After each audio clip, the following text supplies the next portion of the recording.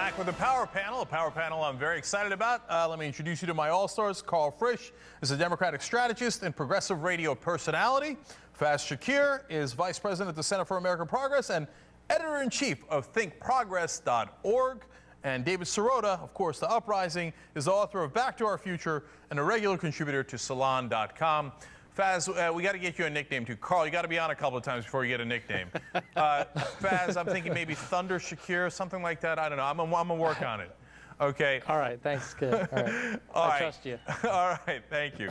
So first topic is, does Obama get any blame for Gitmo? We're on the 10th anniversary of Gitmo here.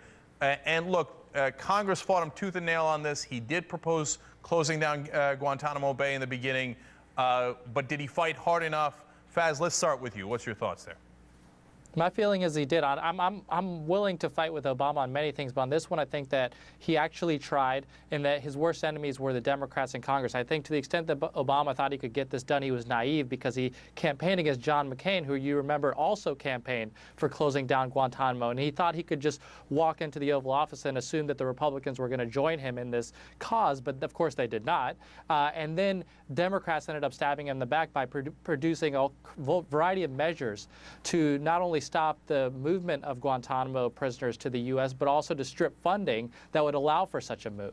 Now, David, let me give some of the facts here. In May of 2009, the Senate voted to block the closing of Guantanamo 90-6, and then for the Defense Authorization Act, it was 86-13, and in that you could not close Guantanamo, or at least transfer the detainees to the U.S. So does Faz make a good point here?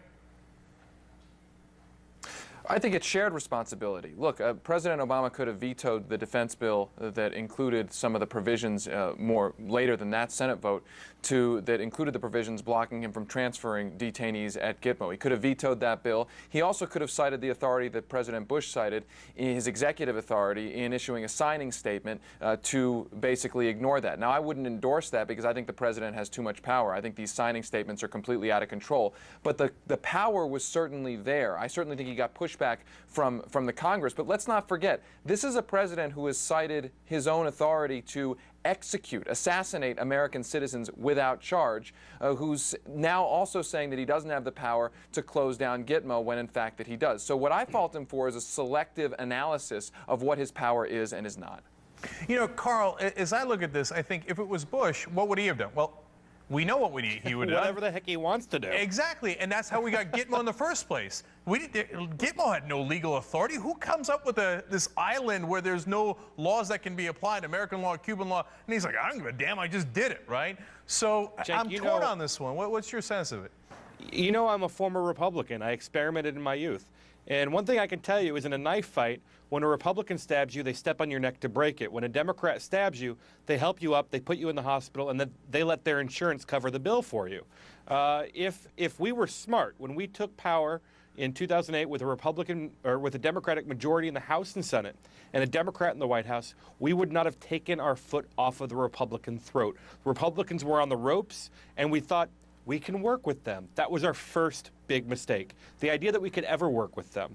If President Obama and Democrats in Congress wanted to shut down Gitmo, they could have done it, but they lacked the spine to do it. And if they had the spine, I don't mean the spine to actually get it done, I mean the spine for the fight with the Republicans. And it's something that we've had a problem with, particularly with Congress. I agree with Faiz, particularly with Congress. We've never pushed Republicans back to the point of no return. What we should have been saying over and over and over again, until it was ingrained in the minds of the American people, is that Republicans in Congress are putting our men and women overseas in danger, and every day that Gitmo is open, it is serving as a terrorist recruitment tool. Don't ask us. Talk to General Petraeus, talk to John McCain, and talk to George W. Bush. They agree. Right. You know, that's a great point. Can I just quickly... That's a great point by Carl. Can I just quickly add a point? Real quick, Faz. Yeah, so another key argument to make is that it costs a heck of a lot of money to keep Guantanamo open. That's one reason conservatives should support this. It costs $800,000 per detainee, about $140 million a year, just to keep Gitmo open. So listen, you guys are all right. All the points you've made are correct, right? And if we wanted to make the case, that's the #1 problem with this administration. They don't make the case. Then they were surprised they lose, right? So I think the final word on this is that Republicans definitely get the majority of the blame. They're the ones who blocked it. 60% of the blame there, but 20% goes to the president for not making the case, and 20% to the Democrats in Congress who sold him out on this and voted with the Republicans. Keep it real. They're all at fault for keeping this atrocity open. All right, now, second topic, who's more electable? Everybody says Ron Paul can't win. You know, he kind of acknowledged how dangerous he is. Let's watch.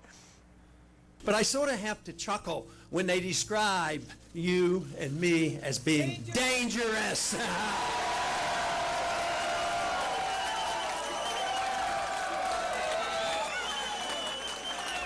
That's one thing, they are telling the truth, because we are dangerous to the status quo of this country. That guy cracks me up, man. Later in his speech, he said this. That's right.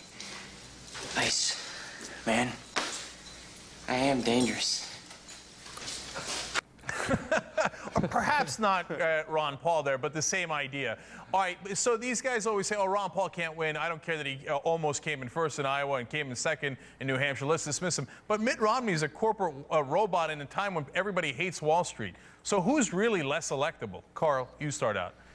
Well, you know, I would normally say that that Ron Paul is less electable, but I'm getting breaking news that they've just discovered a trove of newsletters written during the Winter Olympics that Romney chaired that are really racist against Scandinavian countries and the Canadians.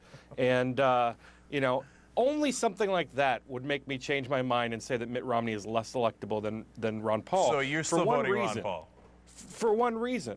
The conservative establishment in Washington, D.C. will never coalesce around Ron Paul.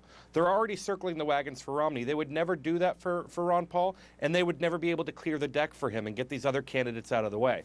Ron Paul's not an electable figure. I hear you on that. Let's go to the uprising. I think Ron Paul could make a strong case, looking at the polling data, that he is a better nominee for the Republican Party. I mean, you look at the results in New Hampshire, 40% of Ron Paul's voters were people who hadn't voted in a Republican primary before. You look at a new CBS poll out this week that shows that Ron Paul gets more independent support than Mitt Romney. And I think it's because Ron Paul offers independents something that most Republicans don't. A critique of foreign policy, a critique of militarism, a critique of the drug war, a critique of big corporate bailouts. Now, I'm not endorsing Ron Paul. I think his economic policies would be a big downfall for him. His civil rights policies would be a big downfall for him. But I do think that he has crossover appeal if he was the Republican nominee. And by the way, two separate polls show Ron Paul running best against Barack Obama, which is surprising, but reality. But Faz, you get to break the tie here. Well, I don't think he would be more electable, only because we will operate in a two-party system. Unfortunately, both parties don't want him. There's not a majority in either party that wants to endorse him. And I think he faces the same problem in the party system as he does with journalists, which is that he's trying to run a substantive campaign on ideas, and people don't actually, the majority of people aren't appreciative of the fact that he's actually introducing some substantive thoughts into the dialogue. They're much more swayed by horse race types of analysis, and that's unfortunate for Ron Paul. It's unfortunate for our political dialogue. All right, all great points, great power panel. Thanks all of you for joining us. Really appreciate it.